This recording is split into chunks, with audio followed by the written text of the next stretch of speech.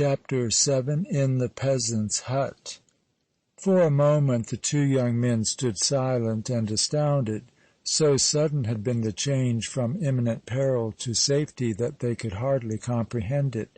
Luigi Vampa had come and gone like a flash, and both bandits and danger had been dispelled by the wonderful magic of Monte Cristo's name. The brigand chief had styled Giovanni and Espérance his friends, and as such they knew the entire country in the vicinity of Rome was free to them. They could travel it by day or by night without fear of molestation. Espérance cared little for this, but Giovanni was elated by it, for it would enable him to seek out Annunziata Solara without risk of interruption or impediment. But what was the Count of Monte Cristo's mysterious power? That was a question difficult indeed to answer. At any rate, even the fierce Luigi Vampa bowed to it, and it was as undisputed as it was strange. The Viscount Massetti was the first to realize the necessity of a rapid push for Rome. He was faint from loss of blood and excitement. Besides, his shattered arm throbbed violently and gave him twinges of excruciating pain. He felt himself sinking and urged his friend to hasten. Espérance acquiesced, and, supporting the young Italian as best he could, they resumed the homeward journey. Scarcely a mile had been traversed, however, when Giovanni threw himself upon the sward at the foot of a great tree, declaring that it was altogether impossible for him to advance another step. The throbbing in his arm had become unbearable, taking his breath away and filling him with a sickening sensation. They were yet far from Rome, and not a sign of a habitation could be discerned in any direction. Waiting for daylight to come was not to be thought of. It would be some hours before dawn, and even when the sun had arisen, it was by no means certain that assistance would be procurable. Meanwhile, Giovanni would suffer torments, to say nothing of the danger of being exposed in his condition to the influence of the malaria from the surrounding marshes. Espérance, though unwilling to leave his friend's side for an instant, decided at last that it was imperative for him to go in search of succor. Meanwhile, a raging fever had set in, and Giovanni was rapidly growing worse. As the son of Monte Cristo was about to start on his tour of investigation, he heard a man's voice singing at some distance away, but gradually coming nearer. The sound was cheery and reassuring, for certainly the man who could sing so sweetly and joyously must have a good, kind heart. As the man approached, Espérance recognized his song. It was that beautiful and expressive serenade, Karenina, a melody dear to all youthful Italian lovers, whether humble or of high degree. The man at length came in sight. He was walking leisurely, but with a long, swinging gait. His voice was a clear, full tenor robusto, and the notes of his delicious love song trilled from his throat with wonderful effect in the still, balmy air of the tranquil, glorious night. He was not over 20, was a stalwart peasant, and the moonlight showed that he possessed a manly, open countenance. So engrossed was he by his serenade that he failed to notice Giovanni lying at the foot of the huge tree and Espérance standing beside him. He was passing on when the latter hailed him. He paused, somewhat alarmed, and his hand instinctively grasped a weapon concealed in his bosom. Espérance hastened to reassure him. "Have no fear," he said. "We are merely travelers, and one of us is grievously wounded. In Heaven's name, render what assistance you can." The young peasant turned and came cautiously towards them. "This is a dangerous neighborhood," said he. "It is infested by bandits of the most reckless and daring description." "We have abundant reason to know it," answered Espérance, "for we have just had a very narrow escape from a horrible death at the hands of some of Luigi Vampa's men." "Luigi Vampa's men!" echoed the peasant in astonishment. "Yes, And they released you of their own accord? I never heard of such a thing. It is not their custom to free their prey, at least without a heavy ransom. Did they rob you, or did you pay them for your liberty?" "Neither," replied Espérance. The peasant's amazement was redoubled. He glanced inquiringly at the prostrate Viscount. "How came your comrade to be wounded?" he asked. "His arm was shattered by the pistol of a gigantic bandit." "Ludovico?" demanded the peasant, glancing around him as if he expected to see the huge assailant. "I believe that was his name," returned Espérance, "but he will do no more injury." "You do not mean to say that you killed him?" "I do." "And yet you were allowed to go free. I cannot understand it." "Perhaps not, but you can understand that my friend is badly hurt and needs immediate aid and shelter. Is there not some hospitable cabin in the vicinity to which he can be conveyed, where he can be attended to until assistance arrives from Rome?" The peasant hesitated for an instant. Then he said, "My father lives at a short distance from here. He could shelter you if he would, but he is in such terror of the bandits that, under the circumstances, he would probably close his door against you."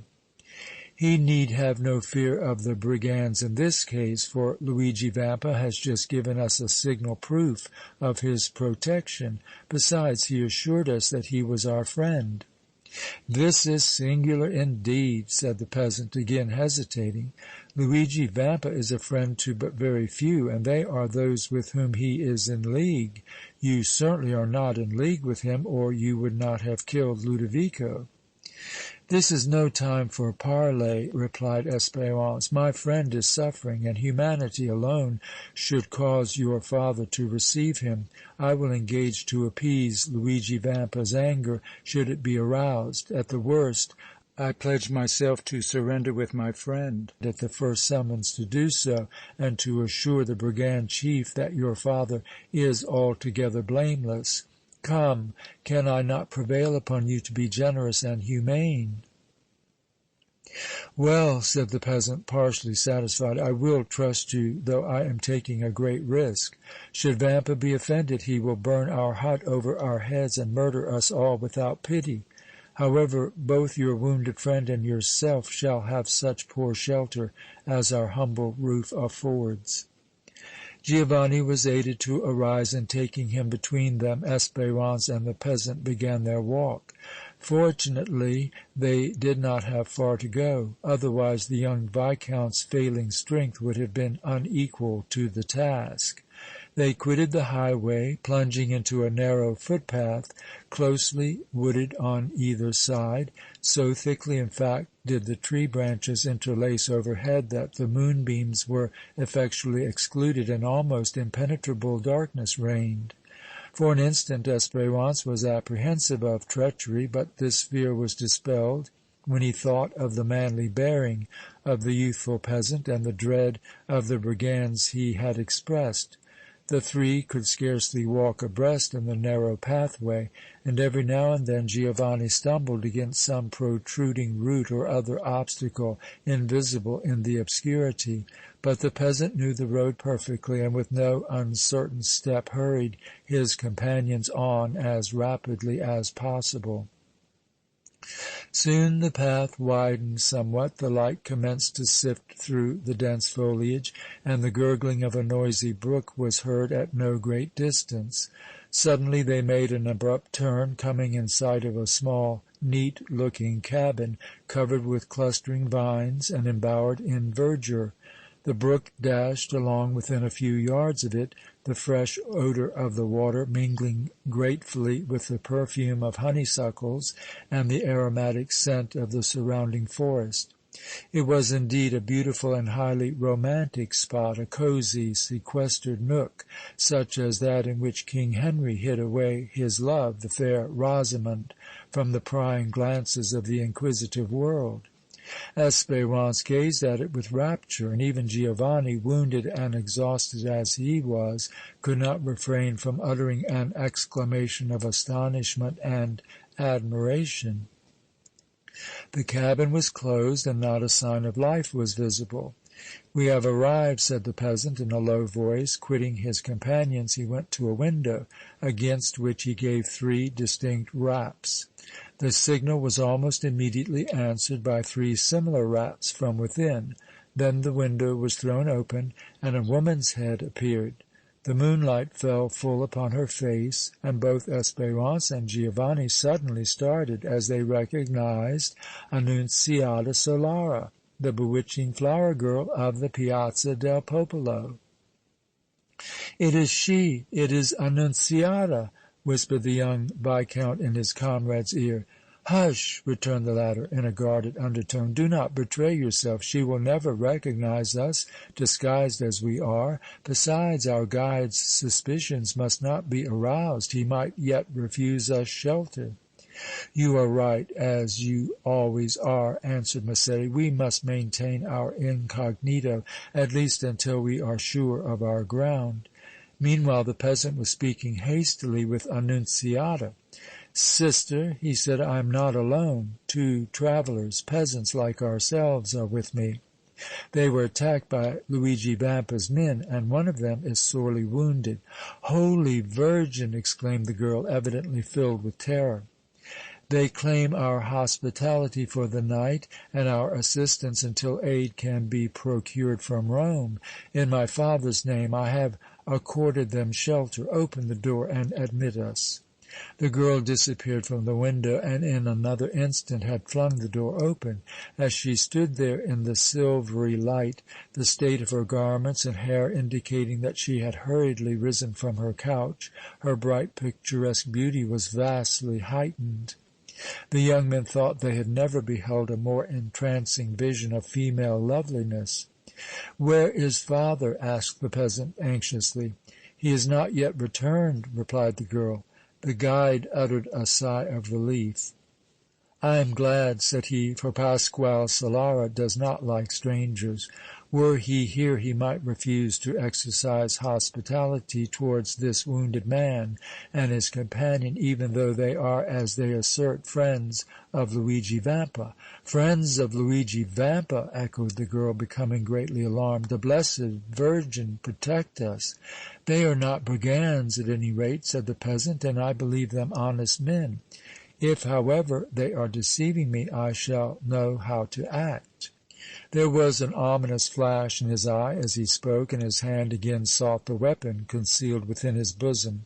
Espérance, who had been intently listening to this conversation and had marked every motion of the young peasant, felt his suspicions revive.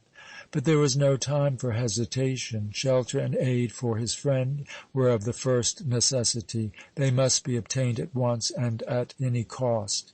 He had refrained from offering the peasant money, not wishing to betray that he and his companion were other personages than they seemed, and now that Annunziata had appeared upon the scene he congratulated himself on the wisdom of his course.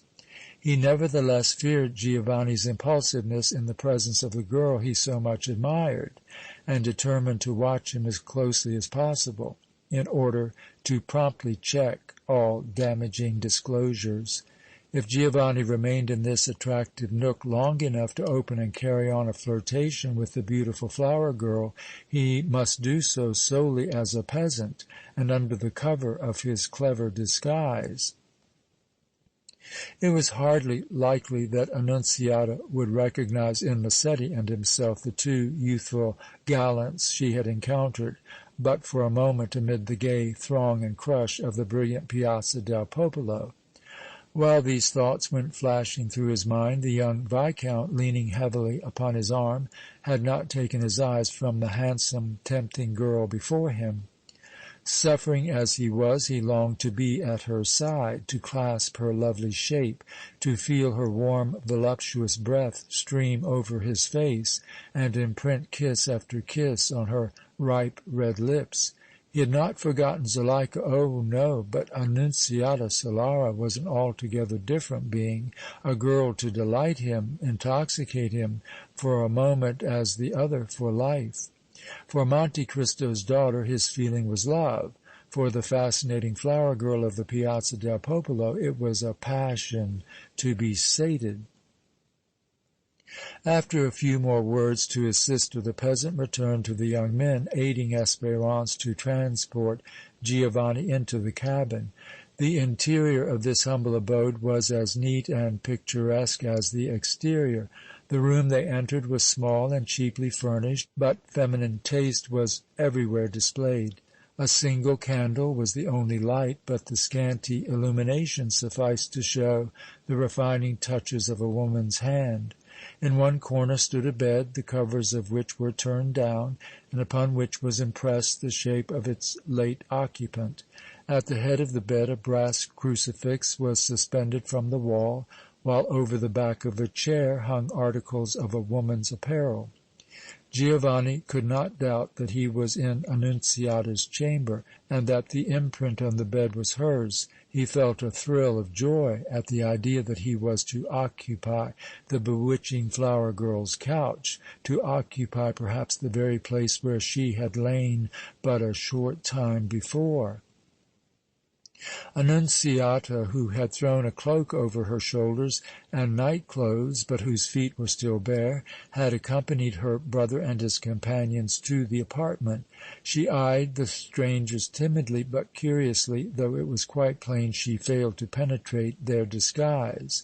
With deft hands she rearranged the bed and removed her garments from the chair. Then she retired to another room, and the wounded Viscount was aided to undress and assisted into the couch by the peasant and Espérance, where he eventually fell asleep in a delirium of bliss after his hurt had been properly cared for.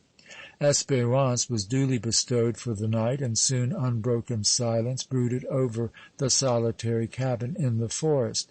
Thus was enacted the initial scene of a drama that was destined to be fruitful in disastrous results, results that clouded more than one happy life. End of chapter 7.